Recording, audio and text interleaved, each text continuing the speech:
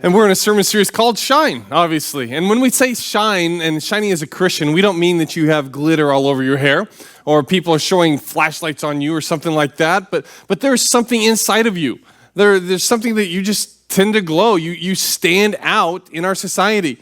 I was looking in this video that we saw just a second ago. It said, God's love shows through us. He wants to show his love through, of all people, us. And that's, as followers of Christ, that's what we're supposed to do. It's who we're supposed to be. I was looking on Facebook this week, and it was talking about Black Friday. And it said this: because only in America do people trample each other for sales exactly one day after being thankful for what they already have. I'm like, there we go. And this holiday season, we have some incredible opportunities to shine, especially with, family coming in for the holidays and for stuff like that. And so we're going to look at what Jesus says about shine in the Sermon on the Mount. And so if you have a Bible, turn to Matthew chapter 6.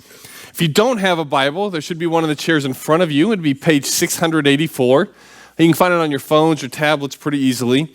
If you have your own Bible, Matthew is about 3/4 the way through the Bible.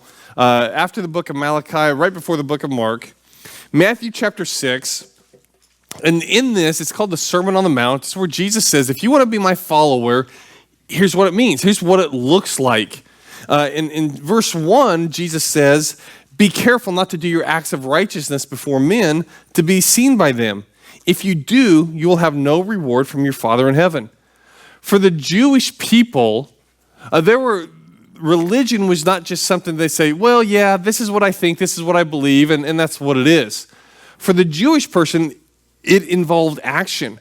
Because I think these things, because I believe these things, there are certain things I'm going to do. And in their practice of religion, there were 3 things that we're going to talk about this morning that the people did. Now, Jesus had an issue with it, not the things that they were doing, but he had an issue with their heart. And because people were doing stuff with the wrong motivation.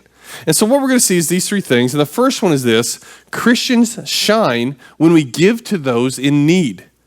Christians shine when we give to those in need. In Matthew 6, starting reading with verse 2, Jesus says this: so, when you give to the needy, do not announce it with trumpets as the hypocrites do in the synagogues and on the streets to be honored by men. I tell you the truth, they have received their reward in full. But when you give to the needy, do not let your left hand know what your right hand is doing, so that your giving may be in secret. Then your Father who sees what is done in secret will reward you. Jesus says, hey, when you're giving to the needy, don't go to in the church and go, doo-doo-doo, hey, everybody, about to give some money to this guy, so just want to make sure you're paying attention. Here it is. Okay? And as silly as that sounds, there were people that were doing that. They knew that in the marketplace there were people that were thirsty, and so they had their servants get water from their wells, and they would take it on poles, take it to the marketplace, and they probably had to do some of that. Hey, excuse me, pardon me, doo-doo-doo. Hey, crowd, get through, trying to give some people some water here. And they were just doing it, not because they necessarily cared about the needs, but because they wanted everyone to see, wow, that's a real spiritual guy. Man, look at all this stuff he keeps giving away. Wow, he is really close to God. And I'll tell you what, Jesus says that's wrong. Jesus says when you give to the needy, it is an expectation that you give. You can't separate giving, the idea of giving, you can't separate that from Christianity. One of the most famous verses in the Bible, John 3:16, for God so loved the world that he gave. God is a giver, and he expects his followers to be as well. The Bible talks about 3 different types of giving. Number 1 is the tithe. It talks about the first 10% of your income goes to God. After a tithe then is an offering. An offering is giving above and beyond a tithe. And then there's this. Sometimes it's called alms. It's giving to those who are in need. And that's what Jesus is talking about here, is giving to people that have needs. It's where you see someone in need and say, you know what, I'm going to do something about that. Notice Jesus says here, when you do this, when you give to the needy, it's expected. He says, when you do this, just do it with the right heart. Do it to help that person out. Don't do it to show off. We are supposed to be givers. And we're supposed to be givers as opposed to takers. takers. I understand that when life happens and situations come upon us that we do have to ask and we do have to accept help. And that's just a part of being alive, I think. But that's not supposed to be a permanent situation. It's supposed to be a temporary thing. I was in a meeting this week with some leaders in the city. It was people from the business community, people from city employees, nonprofits, and churches. We were all there at this meeting just saying, okay, what are the needs in Scottsdale, Arizona? What can we as a group do to take care of those needs or to be more effective in what we're doing? And it was just very interesting to me at one point that one person got up and said, you know what, the state legislature has voted to get rid of some of the giving that the government does to help people in need. They said they're going to cut it off after a year. And I don't know what it was that they're giving, but some type of government aid that was going out. And when they said that, the gasps that happened in the room, and the angry faces about this terrible government that's saying, after a year, we're cutting it off. And one of the things I've learned over my years is that it is easy to be generous with other people's money. And that's what was going on here. You know, I thought about later, as always happens, you think about it too late. I just wondered what would happen. I said, you know what? I agree that we should do that. And if you have a problem with that, instead of saying the government needs to keep going for 3 or 5 years or something like that, what if us in here, this room, just said, when the government program shuts down, then we're going to step up and we're going to give. And we're going to use our money to take care of those things. I wonder how many takers there would have been. Because it's easy to be generous with someone else's money. It's hard to be generous with my own money. And when I have conversations with people about that, it kind of puts things in a different perspective. You know, we should be all about helping people in need. And I think the fact that our government does that, I think that that's not a bad thing. But it's not the government's job to pay for your living for the rest of eternity. You know, at some point, there's a biblical idea that we take care of some of our needs on our own. But having said that, I also believe that Jesus is saying here that when we see someone, as individuals, when we see someone in need, we need to help them out. We need to do something about that. Proverbs chapter 11, verse 24 says, one man gives freely, yet gains more. Another withholds unduly, but comes to poverty. And it's just this idea that our heart should be generous. We should be willing to give. And here's the deal. When you know generous people, it's amazing that when people are generous and just continue generous, stuff comes back to them that's good. And when people are just continually stingy, that doesn't come back to them. And it's not about the amount that we give nearly as much as it's just having a heart that's generous. It's noticing other people, seeing that they have needs and doing something about it. Matthew West has a song. He's a Christian artist. Has a song called "My Own Little World," and in it, he basically is just saying this concept is that there's this whole world out there. I just thought I was at the center of it. I thought the whole world revolved around me. But one day, I started opening my eyes to look and see some of the people. Oh my goodness, there's people out there besides me. And I realized maybe I need to be generous and maybe I need to look at ways that I can give and help other people out. Now, of course, when we're being generous, one of the big question is, well, I'm just afraid if I give that person money, what are they going to do with it? And you know what? I think there's a lot of truth in that. And I practice that a lot in my own self. There are times I don't give money because I know exactly what's going to happen with that money. But I think at other times also, maybe we should let our generosity outweigh our wisdom. Because if I'm going to go ahead and be generous, that's me. That's a reflection of me. And if I give someone money in this situation or give them something and they go and misuse that, you know what? That's on them. Jesus healed a blind man knowing that he had the potential to lust. Jesus healed a crippled man knowing he had the potential to steal. Jesus called his followers, he called guys to follow him knowing they had the potential to betray him. But yet he still gave.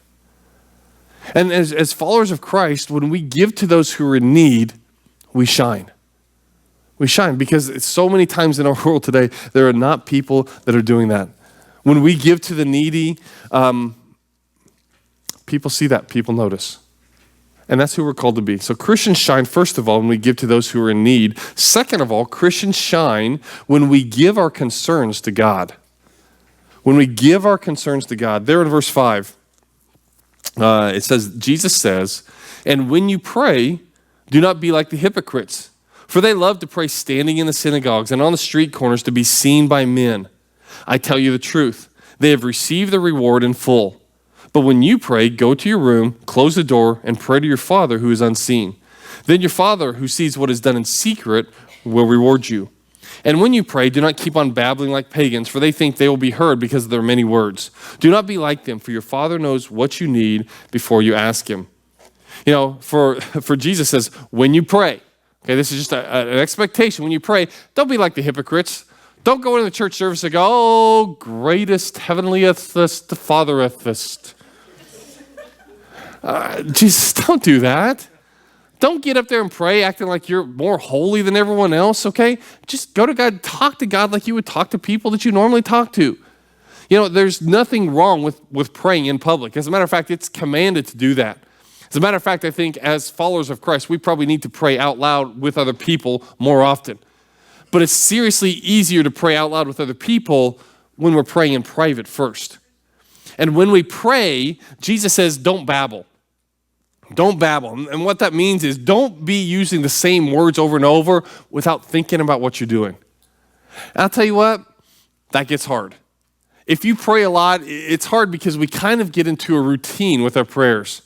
I know if you go out to lunch with me and I end up praying for our lunch, it's going to go something like this. God, thank you for today. I just pray that you'll bless this food and the rest of our afternoon. In Jesus' name, amen. I can say that quick because that's what I typically pray. And while those words are not bad, the question really is, where's my heart? Where's my heart? Am I really meaning those words? Am I thinking through them? Am I talking to God about that? Or is that just my lunch prayer? You see the difference? You can say the same words, but your heart just isn't there. And Jesus says, don't babble. Don't just use a bunch of words without thinking about what you're saying. Sometimes you could pray a whole prayer to God. At the end, if God answered your prayer, you'd never know because you weren't thinking about the words that you were saying.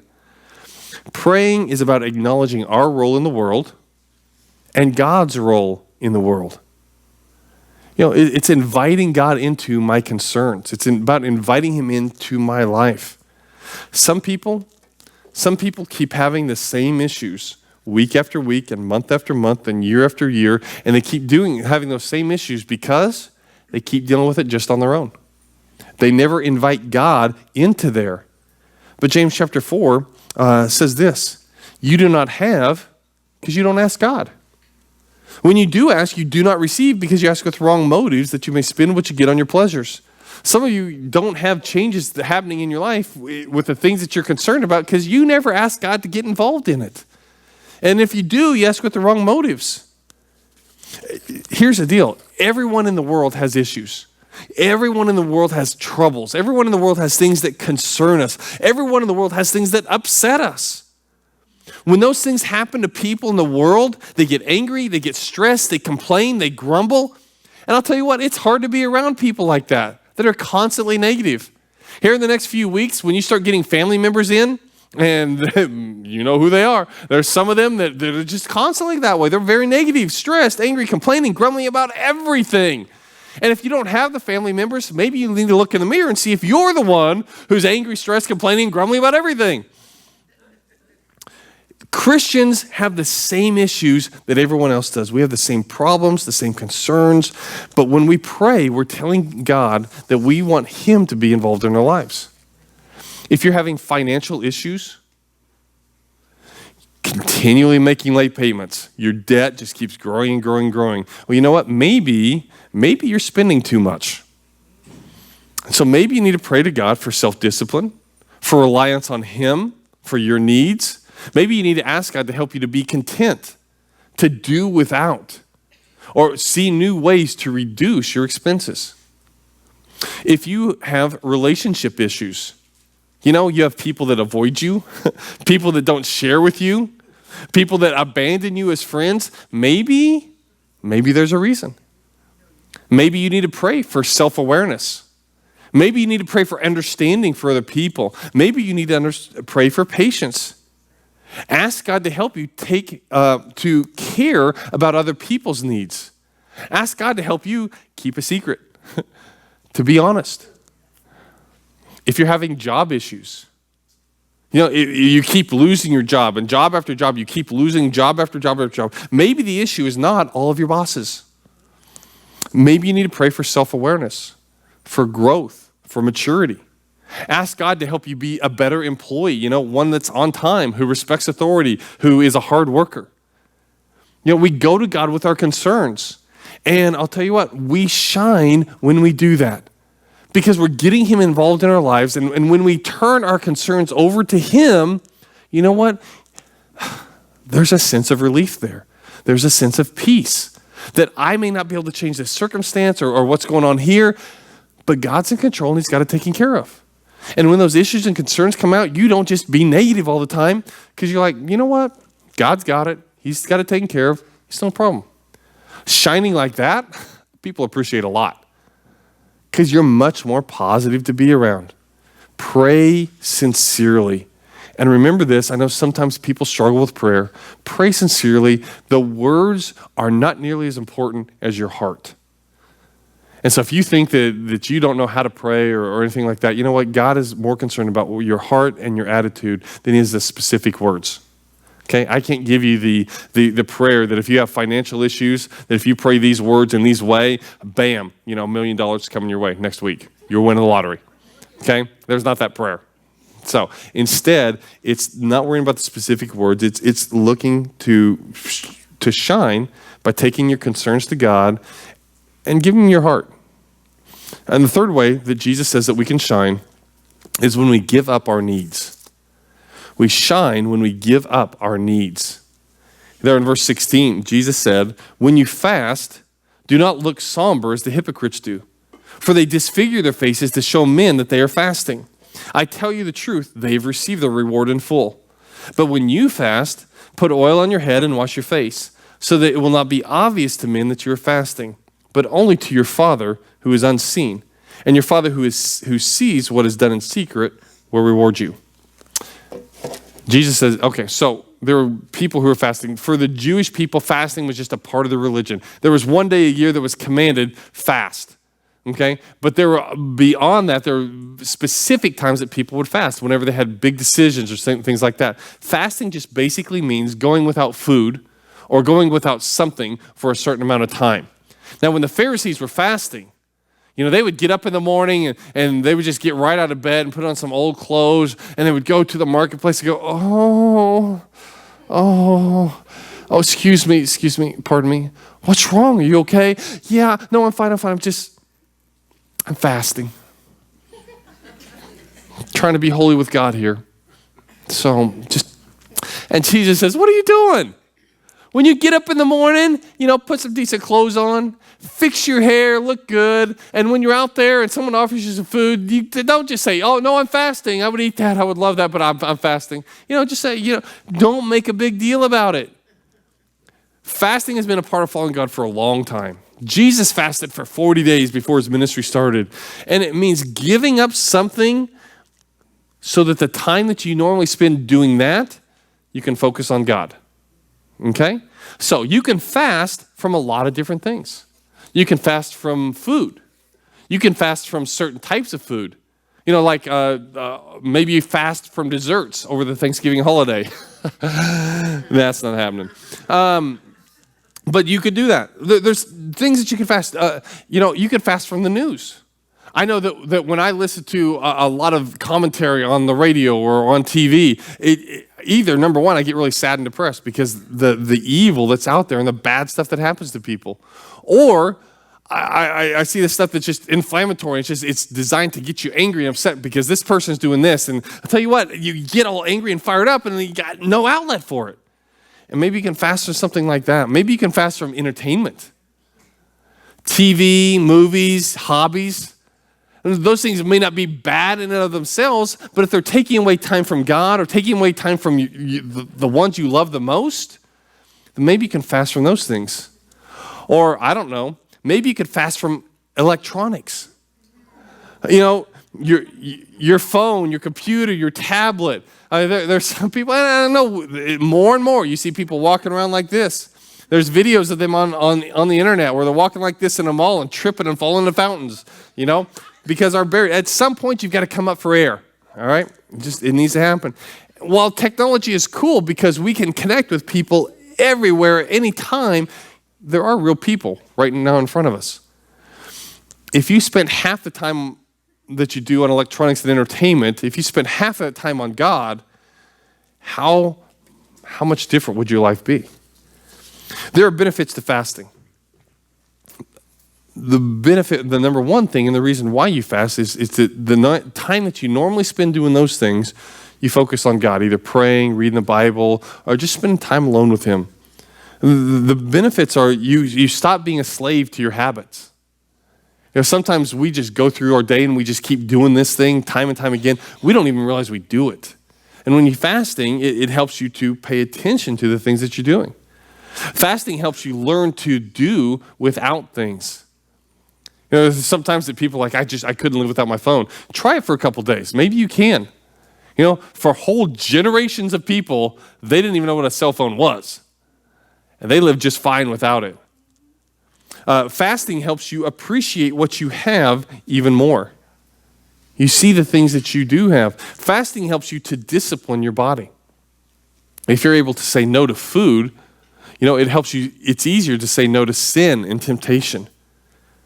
But again, I'm going to keep saying this, the primary purpose is to spend more and focused time on your walk with God so that you can have a better relationship with Him and with other people. In the Old Testament book of Zechariah, the prophet is talking about fasting, and God is talking to His people about fasting. And in there he says, and when you were eating and drinking, were you not just feasting for yourselves? And this is what the Lord Almighty says. Instead, administer true justice.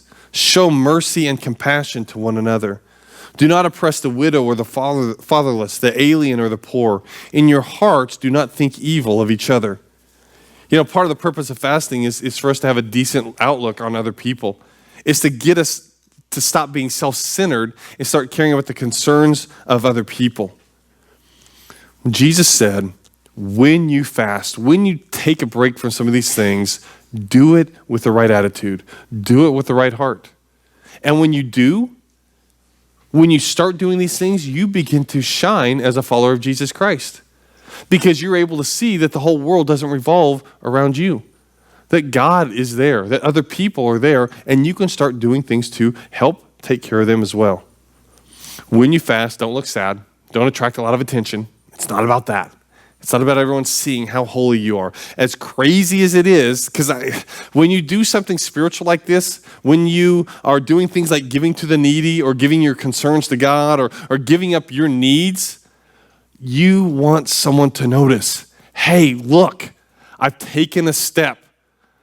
I've grown spiritually. I'm doing something I've never tried before. And you know what? I don't think it's necessarily wrong to share that with some one person. Someone that you say, you know what? I was trying this thing with God, and this is what worked, okay? I don't think that's wrong. But when you're doing it so everyone can see how holy you truly are, and so they can see that halo just shining right above your head, and think wonderful thoughts about you. Well, you're doing the same thing the Pharisees were. That's what it is. And Jesus says when you do these things, and again, there's an expectation that you give to the needy, give your concerns to God, give up your needs. There's an expectation as a follower of Christ, that's a part of it. When you do it, do those things so that you connect more with God and so you see and notice the concerns and issues that other people have. We can shine when we do these things, especially over the next couple months with all your family coming in. You know what? When you see your family once a year, something like that, they remember you from growing up and how you used to be then. They remember, some of you haven't changed a lot during that time period. But if you start doing the things that Jesus tells us to do, and then they see you once a year, they're going to look at you and they're going to start saying, something's different about you this year. What's going on? And say, you don't have to brag about it, but you can just say something as simple as, I started taking my walk with God seriously. I started getting involved in the things going on in my church. And I may not feel a little bit different, but the fact that you're noticing kind of makes me feel like maybe I'm progressing in some way. I'm not perfect, I'm a long way from it, but I'm doing better than I was. And people notice. People notice. We can shine in a lot of places. I don't know how much TV you watch. I don't know how much late night TV you watch, but Stephen Colbert hosts one of the evening shows. And Stephen Colbert apparently is a very strong Catholic and is not ashamed to say that on TV. He had a guest on there called, his name is Bill Maher. And Bill Maher is known for his strong anti-Christian stance, strong anti-religious. He just thinks they're just a bunch of nuts and weirdos and losers. And so Stephen Colbert was talking to Bill Maher about this and said, I'm a Catholic, and then said, Bill, didn't you grow up in the Catholic Church? And Bill responded by, yes, I was raised in the Catholic Church. And so Stephen Colbert's reply was, well, come on back, Bill. The door's always open, the golden ticket. It's right before you. All you have to do is humble yourself before the presence of the Lord, admit there are things that are greater than you in the universe that you don't understand, and salvation awaits you. And I'm like, oh my gosh. I just think that's crazy. On national TV, in front of this atheist dude. And I think, you know what, Stephen Colbert, I don't know his background very much at all. But if he's willing to able to do that in that type of a setting, how much more so do we have a chance to shine in our everyday lives? Just when we start really let Jesus work on us, on our hearts, on our minds, and start letting him change us, we start to shine. And people start asking questions, and they start coming up to us. And you know what? Jesus says you can shine when you do these things. It's not just about getting rid of stuff in my life. It's also about adding in there things that point people toward God. They see by my actions and my heart that it's not just this stuff I believe, it's stuff I live out because of what Jesus has done for me. And so if you're already a follower of Christ, over the next 6 weeks, you're going to have plenty of chances to shine. It's going to be up to you what you do with that. If you're not a follower of Jesus Christ already, we just want to let you know, man, this stuff it's real. It's true. There's a lot of people in here that could share, here's what God's done in my life. Maybe you don't know him yet, and maybe you just need to learn what the next step is. We have some people who would love to share with you how you can begin that relationship with him. So I just ask that you would all stand up where you are. And if you want to talk to someone about what that next step is in your walk with God, I'll be down here. You just meet me up front, but you come right now as we sing this song.